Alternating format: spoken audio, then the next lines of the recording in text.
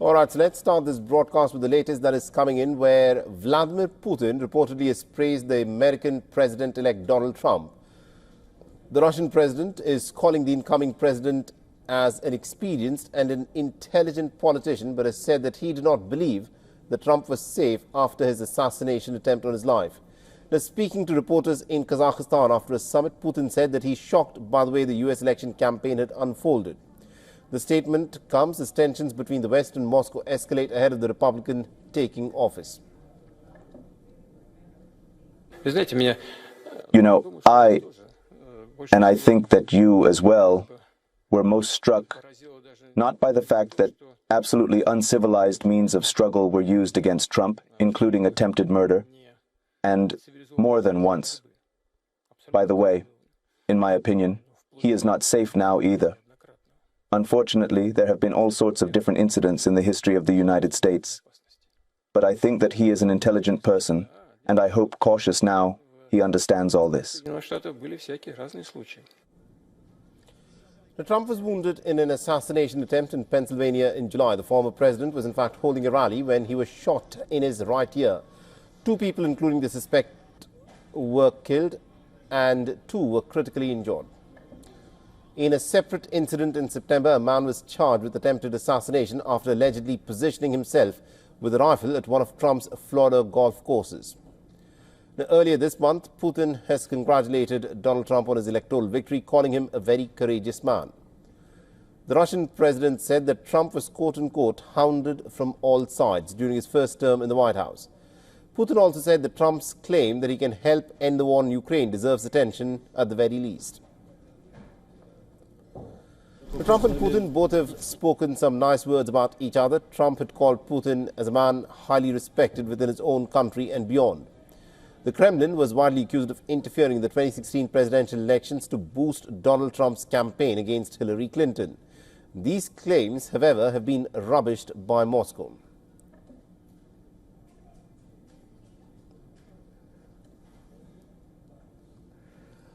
All right, now to give us more perspective in terms of how all of this, of course, is playing out in the United States of America, we're joined by our correspondent Susan Tehrani, who's joining us live from New York.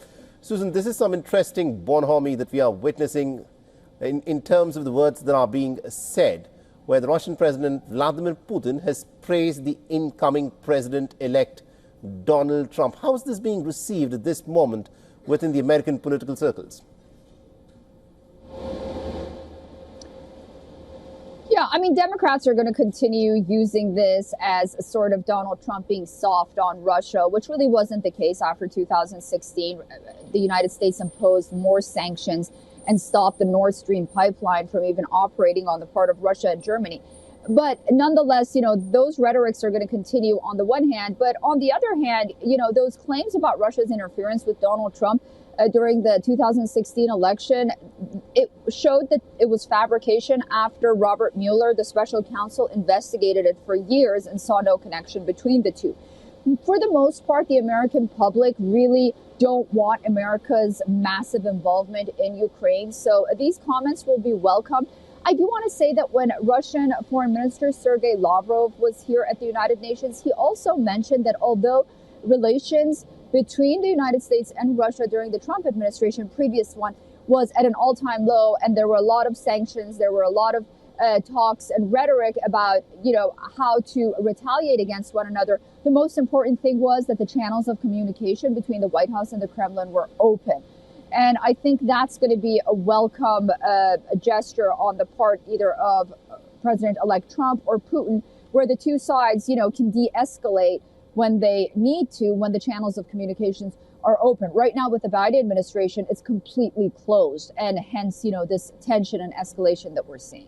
You know, when you say that the lines of communication are completely closed, the hotline between the Kremlin and the White House, the Russians have said, is no longer functional. And under the Biden administration, we've witnessed this war in Ukraine, where essentially the Americans have been backing the Ukrainian war effort.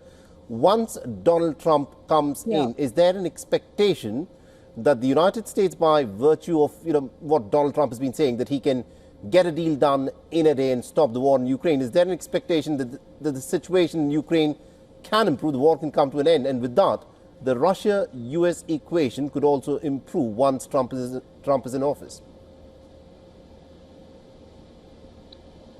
Yeah, I think the ultimate goal is to try to reach some kind of negotiated settlement between Russia and Ukraine. I think Russia and Ukraine, both of them, acknowledge this. They know this is going to happen.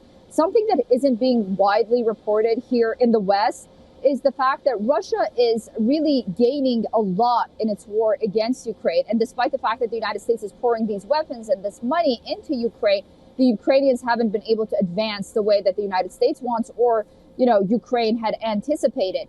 Nonetheless, we've heard Volodymyr Zelensky say that it seems peace is more achievable if President-elect Donald Trump is in office, and it appears that Vladimir Putin is also open for the U.S. to broker some kind of peace deal, negotiated settlement. And then, as you mentioned, we'll have to wait and see where U.S.-Russia relations stand. But ultimately, they're not going to become allies, but perhaps, some kind of strategic understanding between the two. The American people really don't see Russia as big of a threat, for example, as they see China. And, it all comes down to that. Interesting. Well, of course, I have to see as to how things unfold. Thank you very much indeed, Susan Tehrani, for joining us and getting us that perspective there. For all the latest news, download the WION app and subscribe to our YouTube channel.